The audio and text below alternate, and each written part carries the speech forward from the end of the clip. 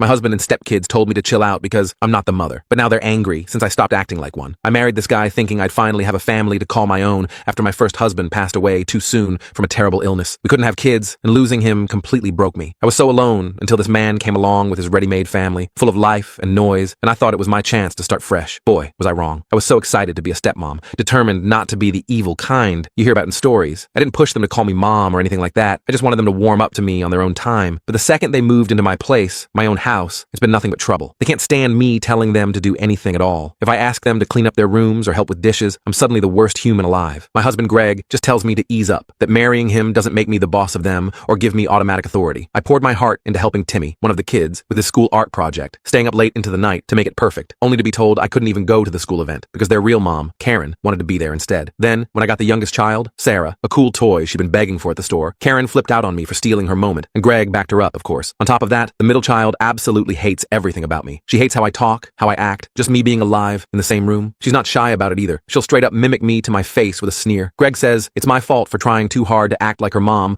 when I'm clearly not. Every time it's our week with them, I'm a nervous wreck, feeling like a complete stranger in my own house. I tried talking to Greg about it, explaining how I felt, and he just got angry, telling me to get over myself because I'm not their mother. Fine, I said, my voice quiet but firm. So the next day, I only made food for myself, a delicious meal just for me. I'm a darn good cook too. I trained at a cooking school back home in my country and worked in fancy kitchens for years before this. When Greg grumbled about no dinner for him or the kids, I told him Karen probably sent something for them, since I'm not their mom. After all, I only wash my own dishes now, every single one. I tidy my own room and do my own laundry because I'm not their mom. Plain and simple. I don't nag them about chores anymore, since I'm not their mom, remember? When they needed help with schoolwork, like math or languages, I told Greg to hire someone, because guess what? I'm not their mom, and that's not my job. Finally, he called me childish for acting this way, like a spoiled kid. I snapped. I told him they only want me to play mom when it's the hard, boring stuff, the things nobody else wants to do. But I'm not allowed any of the good parts, the fun stuff that makes it worth it, like going to events or buying gifts. I feel used, completely taken advantage of, and I'm done. He said sorry, mumbled that he didn't mean it like that at all. But when I asked what he did mean,